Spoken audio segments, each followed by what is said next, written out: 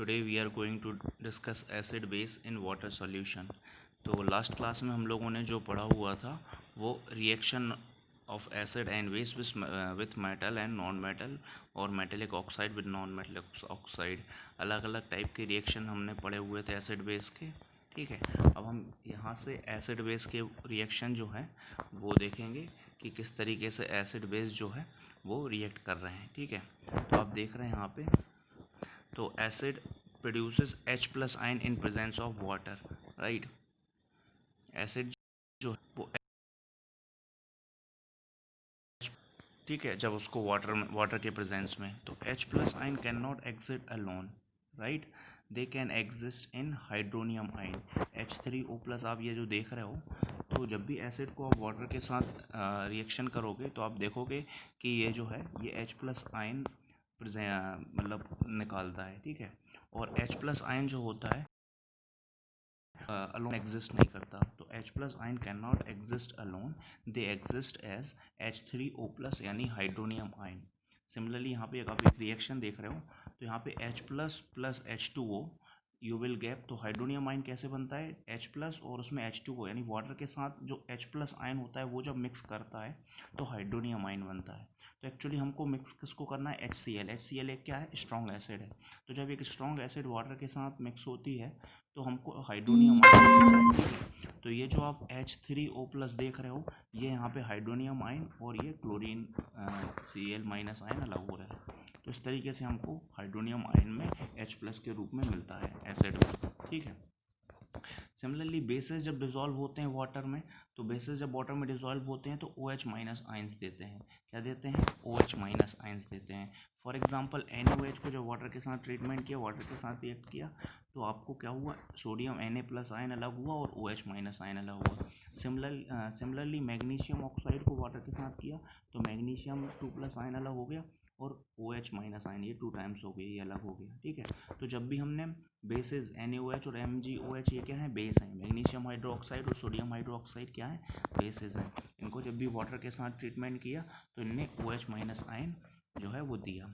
ठीक है, तो हम कह सकते हैं कि bases soluble in water are called alkali. ऐसे बेसिस जो कि वाटर में सॉल्यूबल में घुल जाए उनको हम अल्कली बोलते हैं। ठीक है, अब आगे देखिए, नेक्स्ट पॉइंट लिखा है, while diluting acid it is recommended that the acid should be added to water and not water to acid, because of dissolving an acid or base is highly exothermic. तो हम जब भी हमको ये dilution की process करने को बोला जाता है तो ये सलाह दी जाती है कि कभी जो है वाटर को एसिड में नहीं मिलाएंगे, हमेशा एसिड को वाटर में मिलाएंगे। तो आप ये दो डायग्राम देख रहे हो, फर्स्ट वाले डायग्राम में एसिड को बीकर में रखा हुआ है और ऊपर से वाटर में लाया जा रहा है, तो उसके नीचे क्रॉस बना है, मतलब ये जो आप प्रोसेस कर रहे हो ये रॉन्ग है, एसिड में कभी वाटर को नहीं मिलाना है। ठीक है, तो क्या करना है, हमको वाटर रखना है और वाटर में धीरे धीरे ड्रॉप करके एसिड मिलाना है। तो अब इसमें होगा क्या, अगर हम फॉर एग्जांपल अगर ये वाला देखते हैं, हम एसिड में वाटर को मिलाते हैं तो क्या है, ये बहुत ही एक्सोथर्मिक, यानी कि ऐसा रिएक्शन होगा इसमें बहुत ज़्यादा हीट, बहुत ज़्यादा एनर्जी निकलेगी और हो सकता है इससे बीकर फट जाए आपका, या बहुत इसके मतलब छींटे आपके ऊपर, एसिड के स्प्लेसेस आपके ऊपर उचड़ जाएँ, आपके ऊपर छींटे इसके ऊपर जाएँ और आपका हाथ और आपका मुंह भी जो है जल सकता है। ठीक है, तो हम ये प्रोसेस नहीं करते हैं। लैब में हम क्या करते हैं, हम वाटर को रखते हैं, वाटर में ड्रॉप करके एसिड को डालते हैं और फिर उसको डाइल्यूट करते हैं, उसका धीरे धीरे कंसनट्रेशन बढ़ाते हैं। ठीक है, तो यही पॉइंट में लिखा है, if water is added to acid the heat generated may causes the mixture to splash out and causes burning। तो ये जो मिक्सचर है ये स्प्लैश हो सकता है और आप बर्न जल सकते हो, उसकी कॉजेज से बर्न हो सकता है। एंड द ग्लास कंटेनर में ऑल्सो ब्रेक, जिस कंटेनर में आपने उसको रखा है वो ग्लास का वो भी टूट सकता है। एंड एक्सेसिव लोकल हीटिंग, ठीक है, और बहुत ज़्यादा हीट भी प्रोड्यूस हो सकती है। ठीक है, तो कहते हैं कि एडिंग वाटर टू एसिड में, अब पानी को जब भी एसिड मिलाते हो तो दो चीज़ें होती हैं, causing mixture to splash out and break the glass container, यानी कि मिक्सचर स्प्लैश आउट होता है और ग्लास कंटेनर को ब्रेक कर सकता है। ठीक है, नेक्स्ट बात कही गई है कि मिक्सिंग एन एसिड और base with water results in decreasing of concentration of ion. तो जब भी हम क्या करते हैं, एसिड और बेसिस को वाटर के साथ मिक्स करते हैं तो क्या होता है, decrease in concentration of ions. कौन सी ions, hydronium ion and OH ion per unit volume. तो जब भी हम वाटर के साथ एसिड और बेसिस को मिक्स करते हैं तो इनका कंसंट्रेशन डिक्रीज होता है और इस प्रोसेस को हम क्या बोलते हैं, डाइल्यूशन। ठीक है, इस प्रोसेस को हम क्या बोलते हैं, डाइल्यूशन। हम बेसिस को तरीके से डाइल्यूट कर लेते हैं तो हम उसके कंसंट्रेशन को क्या कर देते हैं, डिक्रीज कर लेते हैं। ठीक है, जब भी वाटर के साथ उसका ट्रीटमेंट करते हैं, मिक्स करते हैं। ठीक है, तो इस प्रोसेस को बोलते हैं डाइल्यूशन, ये बहुत इंपॉर्टेंट है। ठीक है, उसके बाद strength of acid and base. Acid और बेस की स्ट्रेंथ को कैसे चेक करेंगे, हम कैसे पता लगाएंगे कि कौन सी एसिड जो है वो, कौन सा बेस जो है वो स्ट्रॉन्ग बेस है, कौन सी एसिड जो है वीक एसिड है, कौन सा बेस है वो वीक। तो डेफिनेटली हमने स्टार्टिंग में भी पढ़ा था कि हम ये पता लगाने के लिए कुछ इंडिकेटर्स का यूज़ करेंगे। तो स्ट्रेंथ ऑफ एसिड और base can be estimated using universal indicators. हम जब भी हमको स्ट्रेंथ का पता लगाना होता है तो हम किसका यूज़ करते हैं, यूनिवर्सल इंडिकेटर्स का। अब वो देखते हैं क्या होते हैं, कैसे। तो यहाँ पे आप देख रहे हैं universal indicator. Universal indicator is a mixture of several indicators. It shows different colours at different concentration of H+ ion in the solution. Universal indicator ऐसे इंडिकेटर्स होते हैं वो डिफरेंट कलर शो करते हैं अलग अलग सोल्यूशन में। ठीक है, जब भी उनमें H+ आयन मौजूद होती है तो उनको हम यूनिवर्सल, जैसे कि पीएच स्केल। पीएच स्केल भी एक इंडिकेटर है। इस एक ऐसा स्केल होता है, स्केल फॉर मेजरिंग, ये बहुत इंपॉर्टेंट है और ये पीएच स्ट्रिप करके ये आप उससे पता भी लगा लेंगे। ठीक है, तो पीएच स्केल कैसा रहता है, a scale for measuring H+ ion concentration in a solution. PH stands for potenz और a German word which means power. ये जो आपको एसिड और बेस का पावर डिफाइन करती है। अगर पीएच की वैल्यू 7 आए, ठीक है, अगर पीएच इंडिकेटर की वैल्यू कितनी आए, 7 आए, तो हम समझ लेंगे कि सॉल्यूशन कैसा है, न्यूट्रल सॉल्यूशन है। फॉर एग्जांपल वाटर जो होता है वो न्यूट्रल, की वैल्यू वाटर की जो है वो 7 आएगी। तो पीएच अगर 7 आ रही है तो आप क्या समझोगे, न्यूट्रल सॉल्यूशन है।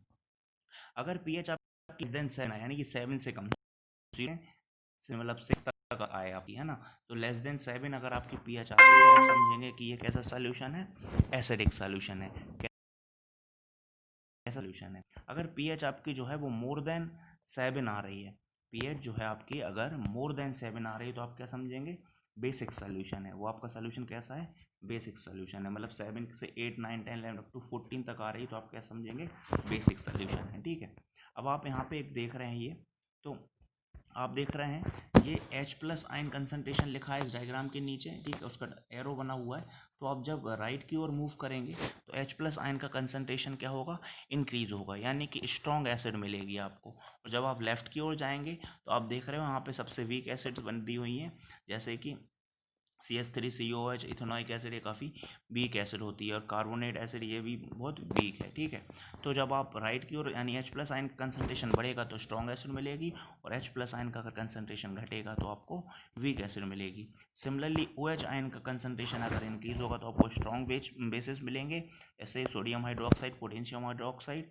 और जब आप OH- आयन का कंसंट्रेशन बहुत कम होगा तो आपको अमोनियम हाइड्रोक्साइड जैसे वीक बेसिस मिलेंगे। ठीक है, तो अब हम यहाँ पे देख रहे हैं, तो ऑन डाइल्यूशन एन एसिड, जब भी हम एसिड को डाइल्यूट करते हैं तो पीएच क्या होता है, इंक्रीज होता है।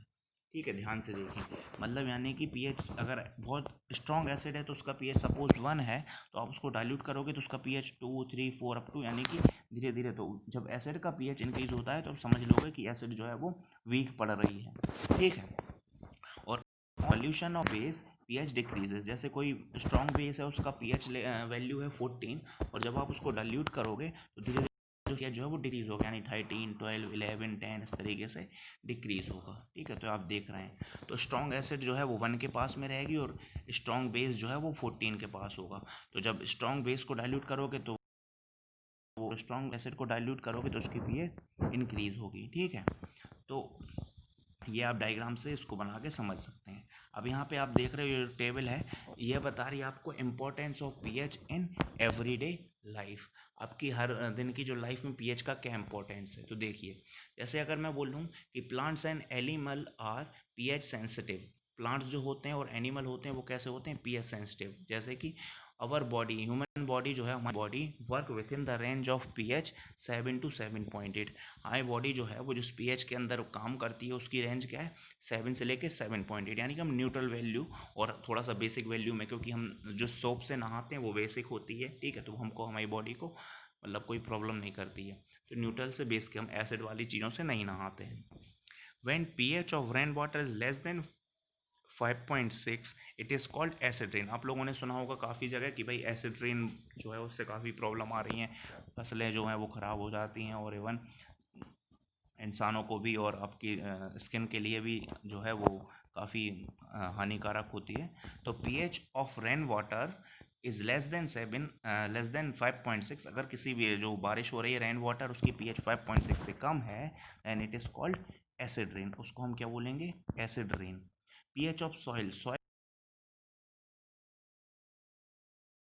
योर बैकयार्ड या आपकी सॉइल की pH पूछी जाती है।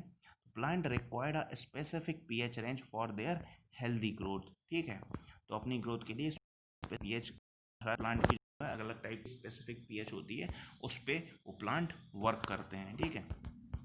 आगे चलते हैं, pH in our digestive system. हमारे डाइजेस्टिव सिस्टम, जैसे भी हम जो खाना खाते हैं तो वो डाइजेशन होता है, उसको पचाया जाता है, तो उसको पचाने के लिए हमारा जो स्टोमक है वो एक एसिड रिलीज करता है, वो एसिड होती है HCl, और आप जैसा कि जानते हैं कि HCl जो है बहुत स्ट्रॉन्ग एसिड होती है, तो हमारे डाइजेस्टिव सिस्टम की pH भी जो है वो भी बहुत मतलब स्ट्रॉन्ग है, ठीक है, एसिडिक नेचर की है, यानी कि उसकी वैल्यू 1 2 3 4 के अराउंड मिलेगी आपको। तो our stomach produces HCl acid which helps in digestion. During indigestion, stomach produces more acid causing pain and irritation. तो जब इंडाइजेशन होगा तो स्टोमक ज़्यादा एसिड प्रोड्यूस करने लगती है और उसकी वजह से हमको पेट में दर्द होने लगता है। To get rid of this pain, people uses antacids, mild base like milk of magnesium, MgO to neutralize excess acid। तो इस तरीके से लोग जो है एंटासिड्स वगैरह टैबलेट वगैरह खाते हैं जिनमें मिल्क ऑफ मैग्नीशियम होता है या बेसिक नेचर की होती हैं, जो एसिड को क्या करती हैं, न्यूट्रलाइज करने की कोशिश करती हैं, ठीक है। pH change as causes of tooth decay, ठीक है, pH चेंज, ठीक है, अगर आप कुछ भी ऐसी चीज़ खाते हो जिससे star when pH of our mouth is lower than 5.5, अगर हमारे माउथ की जो pH है वो 5.5 से कम होने लग जाएगी तो हमारे दांतों के अंदर जो है वो दांत खराब होने लगेंगे, टूथ दिखे होने लगेंगे, कमज़ोर पड़ने लगेंगे, ठीक है। Tooth enamel made up of calcium phosphate, hardest substance in our body, जो हमारे दांत होते हैं वो हार्डेस्ट सब्सटेंस के बने होते हैं। 5.5 due to acid produces by degradation of food particles by bacteria. Using toothpaste, generally basic tooth decay can be prevented। तो अच्छे जो बेसिक नेचर के टूथपेस्ट होते हैं उनसे हम ये जो टूथ डिके होता है उससे हम बच सकते हैं, ठीक है।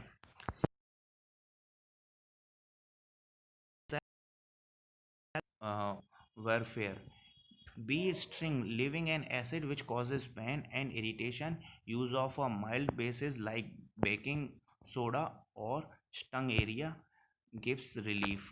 Stinging hair, और ये एग्जांपल्स जो हैं ये भी आप पढ़ सकते हो। Injecting methanoic acid causing burning pain, rubbing and leaf of dock plant, और ये कुछ एग्जाम्पल हैं, तो ये आप टेबल को आपको पूरा कंप्लीट करना है, ठीक है। इसके बाद हम देखते हैं pH स्केल ऑफ साल्ट। तो strong acid plus strong base अगर करते हैं आप, एसिड को और बेस को, स्ट्रॉन्ग एसिड को स्ट्रॉन्ग बेस से मिलाते हैं तो आपको न्यूट्रल सॉल्ट मिलेगा जिसका pH 7 होगा एग्जैक्टली, ठीक है। अगर आप स्ट्रॉन्ग एसिड को वीक बेस के साथ मिलाएंगे तो आपको एसिडिक सॉल्ट मिलेगा जिसका pH 7 से कम होगा। अगर आप स्ट्रॉन्ग बेस को वीक एसिड के साथ मिलेंगे तो आपको pH जो है वो बेसिक मिलेगा। तो अगर बेस स्ट्रॉन्ग है तो बेसिक pH मिलेगा, एसिड स्ट्रॉन्ग है तो एसिडिक pH मिलेगा, और दोनों ही स्ट्रॉन्ग है तो न्यूट्रल pH मिलेगा, राइट। तो इसके आगे फिर हम केमिकल फॉर्म ऑफ एसिड, ये सब हम कल पढ़ेंगे नेक्स्ट क्लास में। तो आज की क्लास में आपको यहाँ तक कंप्लीट करना है, ठीक है। बाय बाय, उसको कंप्लीट करें, ठीक है, गुड डे, और लाइक करें वीडियो को और चैनल को सब्सक्राइब करें, बाय।